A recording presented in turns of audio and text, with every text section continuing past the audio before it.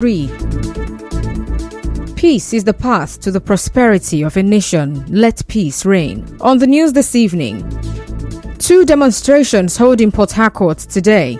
Federal government transport fair slash yet to kick off in Port Harcourt. Federal government declares public holidays.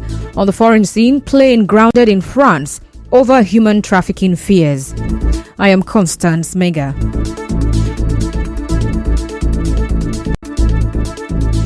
Two demonstrations were held in Port Harcourt today. The groups are the Organised Labour and Youth Bodies. While the Organised Labour went on a solidarity march in support of Governor Siminalayi Fubara, the youths protested the resolution document released at the end of a meeting with President Bola Tinubu to resolve the political crisis in Rivers State. The demonstrators all convened at the Government House in Port Harcourt. While reading the statement jointly signed by the Rivers State Chairman of the Joint Negotiating Council, Chukwu Emecheta, State Chairperson of Trade Union Congress, TUC, Ikechukwu Onyefuru, the Rivers State Chairperson of the Nigerian Labour Congress, NLC, Alex Agwanwo, said the rally is to appreciate the state governor for the promotion of civil servants and pledge their support to the current administration. While he also said the current political crisis poses potential threats to stability and good governance as being provided by Governor Fubara. While responding, Governor Fubara says his administration is committed to doing more for workers beyond implementing promotions and Christmas bonuses. Well, Governor Fubara, who was represented by the head of service, George Nweke, said the Christmas bonus given to civil servants by the governor deserves commendation. I'm also a beneficiary. The minimum wage is 30,000 naira. Some people's salaries are maybe 60,000, 70,000, hovering below 100,000. And now a Christmas bonus of 100,000. So you can believe that this is more than what they call the 13th month. The governor has broken every available record. And we applaud him for this. Within this period, Excellency assumption of promotions have been reflected in the salaries. Different things have been done in the Secretariat. We have started renovating parts of the Secretariat. We have water running. Many things that will improve our working environment. The governor has embarked on all of them. So you can believe with me that leadership is actually working. Meanwhile, youth bodies held a similar rally at the same time, protesting the signed agreements reached at Monday's meeting with the president. While speaking at the protest, Chairman of the National Youth Council of Nigeria, Chijioke Ihunwo, warned against any attempt by Governor Siminalayi Fubara to recall any of the commissioners who resigned voluntarily. Mr. Ihunwo said the youths will also not accept the directive to the governor to represent the 2024 budget already signed into law. The youth and the voters in Rivers State voted for him. Nobody, no one individual will support the will of Rivers people. Any attempt to recall any commissioner will occupy the government house. Yes, so we did not vote for him alone. We voted for him. So what the governor? Don't be under any pressure by anybody. No presentation of the second budget to purported members of the House of Assembly. We have one speaker recognized by law, Right Honorable Edison Ehie. Also speaking, one of the participants in the protest said the resolution signed at the presidential villa failed to capture the interest of Rivers people.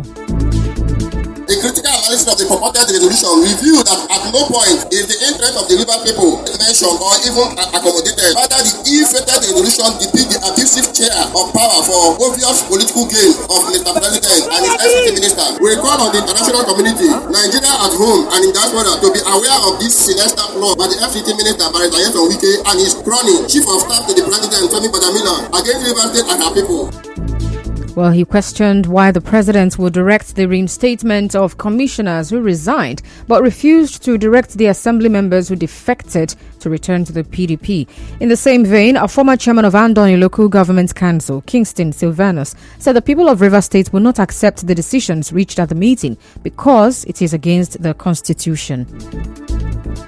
What is happening here today is that the entire Rivers people, not PDP people, not APC people, not Labour Party people, the entire Rivers people, they have gathered here today and they have made their point clear. They have elected the Governor Siminalayi Joseph Fubara, to provide infrastructure, to provide quality education, quality health care. It's not to protect structure. We are appealing to you, listen to the cry, the outcry of Rivers people, and let peace reign. Allow Siminalayi Joseph Fubara to govern us. We have accepted him, we voted him, and we have accepted him. Another youth, Tamuno Wokbo, appealed to President Bola Tinubu to prevail on the FCT minister, Nyesom Wike, to stop distracting the state governor, Fubara.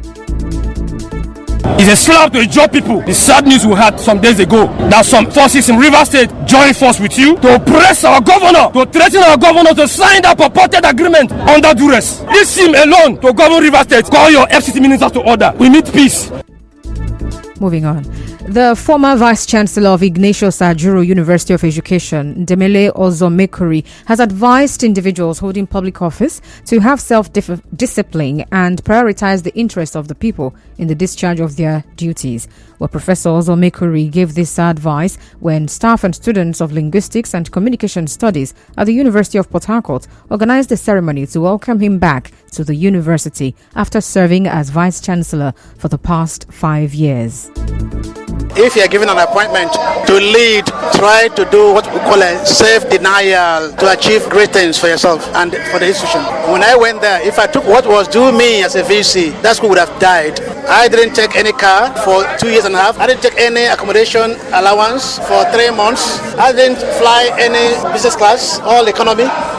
Those are self-denial things that are due me as I'm taking, but I didn't take. So Well, the chairman of the Reception Planning Committee and former head of Department Linguistic and Communication Studies, Professor Baribisi Isaac, spoke to correspondent Ebio Ruwari on some of the achievements of the former VC. He is an ambassador par excellence. In just 5 years, he radically transformed Ignatius Ajuru University of Education into a world-class institution, where even our own unique University of Port Harcourt became a contender. He expanded the scope and fortune of the university. An institution that had as take-off fund at his inauguration as Vice-Chancellor, what could hardly pay the bills of the university for 1 week, was transformed into a world-class university under his watch. Still to come, federal government's transport fare slash yet to kick off in Port Harcourt. Stay tuned.